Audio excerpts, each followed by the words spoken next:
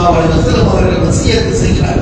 ஏனென்றால் எந்த ஒரு உத்தரவாதம் நமக்கு கிடையாது. அடுத்த வக்துக்கு வருவோமா வருவ மாட்டோமா, தொழுவ மாட்டோமா, உயிர் இருக்குமா இருக்காதா என்ற பயத்தினால் அல்லாஹ்வுடைய தூதர் ஸல்லல்லாஹு அலைஹி வஸல்லம் நீங்கள் செய்யக்கூடிய இபாதத்தை தொழுகை அது இறுதி தொழுகையாக இருந்துவிடுமோ என்ற பயத்தை நீங்கள் கவனத்தில் கொள்ளுங்கள் என்று சொன்னால் இறைவன் கொடுத்திருக்கிற அந்த கால நேரங்களில் இபாதத்சாலியாக மாற வேண்டும் என்பதைத்தான் அல்லாஹ் தஆலா விரும்புகிறார் என்பதை நபிகள் நாயகம் ஸல்லல்லாஹு அலைஹி வஸல்லம் வலியுறுத்துகிறார்கள். நம்முடைய இம்மையுடைய வாழ்க்கை என்பது இறை இபாதத்தோடு பிணைக்கப்பட்டிருக்கிறது. நிலையான வாழ்க்கையின் பக்கம் நாம் செல்ல வேண்டும் என்றால் அதற்குரிய தகுதியானது இம்மையுடைய வாழ்க்கையில் நிலையான இபாதத்சாலிகளாக